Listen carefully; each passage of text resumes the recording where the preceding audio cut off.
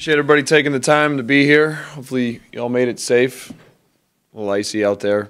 I'm very pleased with the way our guys handled the last couple games. You go back to last Saturday at North Dakota, a rivalry game at their place in a tremendous environment against a couple dynamic guards and some good guys that complement those two. Very pleased with the way we came out of the gates, and then like you'd expect, North Dakota came right back at us, especially in the second half. Probably what I'm most pleased is just the poise and discipline that we played with down the stretch. And we had some guys. Paul was terrific throughout. And we had some other guys, Cameron Hunter, A.J. Jacobson. Just the whole gamut of all of our guys make some big plays down the stretch. And then last night against Valley City, again, I said in the press conference afterwards, I thought we did what we needed to do. Came out and handled our business with maturity. There's a lot going on all the time with 18 to 22, 23-year-olds, and especially this time of year, coming out for rivalry game, finals, and all that. So we locked in and handled our business. And I was quickly reminded as I walked in the locker room, right to the right of our board, we have the personnel for the next opponent. And the Valley City State logo changed to an A for Arizona. A quick reminder of what's coming next, but we're excited for the challenge. Kyan Brown has the scout for that one, and DeAndre Aiden, who's probably going to be the #1 pick in the NBA draft next year. He's flat out said, "This is coach in all my years of doing a scout. This is probably the most talented individual that I've scouted." And Sean Miller does a tremendous job, but we're looking forward to the opportunity to the challenge. I'll take questions. How do you go about preparing for a team and an individual that are so good? Again, so much of what we do, Beth, is about us, and so we'll certainly have some adjustments, some tweaks here and there. But you start putting all your apples into one basket for one game or for one player, that doesn't help you down the stretch into the most important part of our year, January, February, March. So we'll have some game plan things, but our guys are really excited for an opportunity like this, a challenge like this. Kind of even more hungry for it because of the success you had against such high-ranked opponents already this year where you guys were there. Do you see it in them that they're ready for another opportunity like this? Yeah, excitement is one word, but also a confidence. I think, we've gone against USC. I thought we were, it's a 2-point game to start out of the gates against Mississippi State, who just finally suffered their first loss last night. And then we just, didn't have the legs, didn't have the juice down the stretch. So, again, we've proven that we can play with anybody, but we've also proven that, if we're not all locked in and on the same page, it's going to be a tough night as well. Up and down as it's been so far, you got 2 mid-major road wins with UND and Missouri State. That's got to be really encouraging once you get into the conference. Make no mistake about it, absolutely, Brad. And you look at who we've played, where we've been, the ups and downs all around, part of mid-major basketball. But it is tough. It is very tough to win on the road. And we coined a phrase last year a little bit, that road grit. And our guys, we were home for 36 hours back, and then have some travel issues and respond and really competed against obviously a talented Missouri State team at their place. And then, again, just a rivalry game and a great hostile environment. Our guys, just like I talked about, the way they played with poise is encouraging. It gives you as a coach some confidence and some things to build on.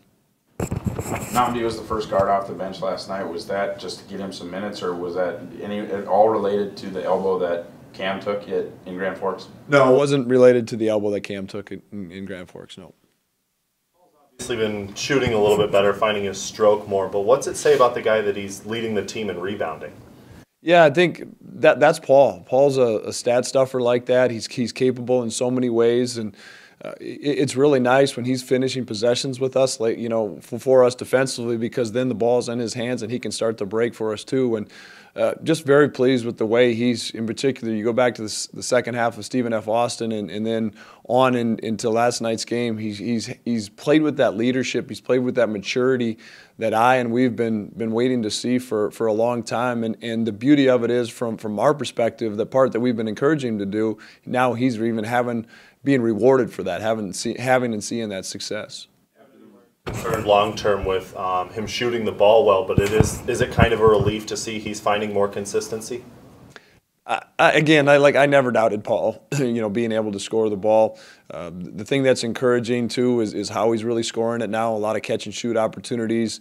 It's not so much off the bounce. You saw him playing without the ball terrifically down the stretch against North Dakota, and his teammates finding him, something that he's well versed in. You talked after the Missouri State road win.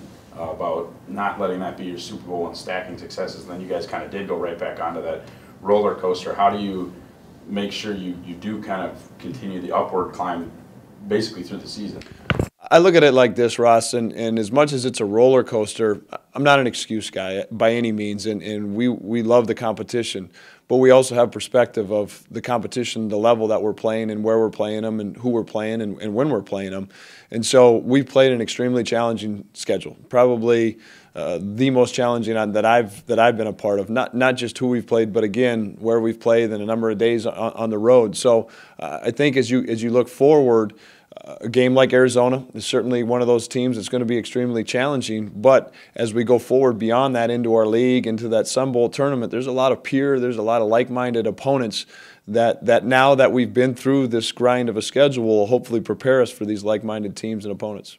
Is there an advantage for you guys that you don't have a game this weekend while Arizona's going to have to play Saturday and then Monday? We'll take any advantage we can get against Arizona. Academics is a big part of what we do here, and I've been very pleased with the way our guys have handled their business in the classroom. And really, if nothing else, that advantage is for them to take care of and take that time to knock out their finals here in these next 3-4 days. What do you guys need to do to kind of get a little bit more consistency or a little more aggression out of Dang? He seems like Valley City, obviously, he had the higher point total, but seems not as aggressive offensively and providing that interior scoring punch.